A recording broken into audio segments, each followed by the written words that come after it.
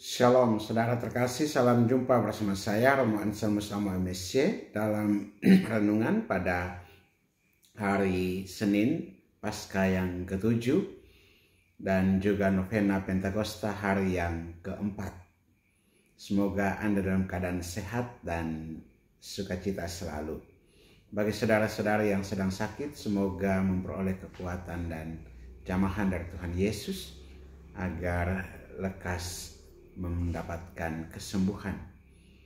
Saudara, hari ini kita merenungkan tema dalam dunia kamu menderita penganiayaan, tetapi kuatkanlah hatimu. Dari Injil Yohanes pasal 16 ayat 33. Semuanya itu kukatakan kepadamu supaya kamu beroleh damai sejahtera dalam aku. Dalam dunia kamu menderita penganiayaan, tetapi kuatkanlah hatimu, aku telah mengalahkan dunia. Demikian sabda Yesus atau kata Yesus kepada para muridnya. Dan kalimat ini diucapkan Yesus menjelang sengsaranya sebagai penutup dari rangkaian pengajaran terakhirnya dalam perjamuan malam terakhir.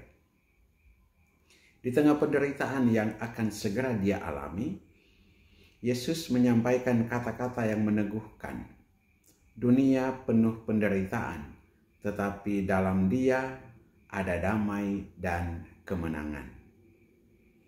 Yesus tidak menyembunyikan realitas keras kehidupan dunia, tapi Ia juga menyingkapkan kunci ilahi. Kemenangannya atas dunia adalah dasar damai dan keberanian kita. Kata aku telah mengalahkan dunia bukan sekedar motivasi kosong, tetapi sebuah deklarasi ilahi yang mengandung kuasa Paskah. Santo Agustinus berkata, kemenangan Kristus atas dunia adalah milik kita juga, karena kita adalah tubuhnya dan Dia adalah kepala kita. Maka kemenangan Kristus bukan hanya sejarah, tetapi warisan iman kita. Paus Benediktus ke-16 menggarisbawahi, dalam dunia yang penuh kekerasan dan ketidakpastian, damai Kristus bukan sekadar perasaan, tetapi buah dari iman yang teguh bahwa salib tidak pernah kata akhir. Dalam dunia sekarang, kita mengalami berbagai bentuk penganiayaan, tekanan sosial, kecemasan hidup, krisis moral, penyakit, bahkan tantangan dalam bersaksi sebagai orang Katolik. Tapi firman hari ini berkata, kuatkanlah hatimu.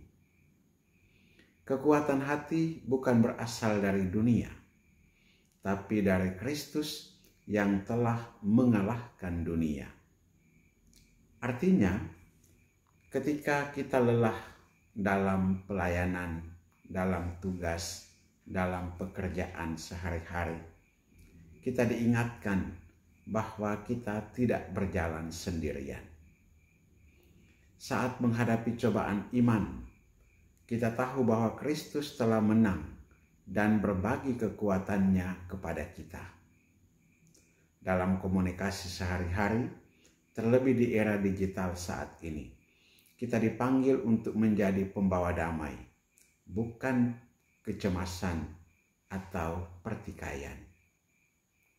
Santa Teresa dari Avila menulis, biarlah tidak ada yang mengganggumu, tidak ada yang menakutkanmu. Segala sesuatu berlalu, Tuhan tidak berubah. Siapa yang memiliki Tuhan tidak kekurangan apapun. Tuhan saja cukup. Itulah kekuatan hati sejati. Bukan tanpa masalah, tetapi tetap damai di tengah badai. Karena kita bersandar pada Tuhan. Saudara-saudariku, mari kita jalani hari ini dan novena Pentakosta hari yang keempat ini dengan penuh keberanian. Jangan biarkan dunia mencuri damai kita. Dalam doa kita hari ini, mintalah Roh Kudus meneguhkan hati kita, agar kita menjadi pribadi yang kuat dalam iman, lemah lembut dalam kata dan tindakan, dan berani menjadi saksi Kristus dimanapun kita berada. Sebagaimana dikatakan oleh Paus Fransiskus, kita tidak perlu menjadi pahlawan untuk menjalani hidup Kristen. Cukuplah memiliki hati yang terbuka pada kekuatan Roh Kudus yang bekerja dalam kelemahan kita. Kuatkanlah hatimu. Kristus telah mengalahkan dunia. Damainya adalah milikmu. Amin. Berkat Allah yang Maha Kuasa turun dan tinggal atasmu, dalam nama Bapa dan Putra dan Roh Kudus. Amin.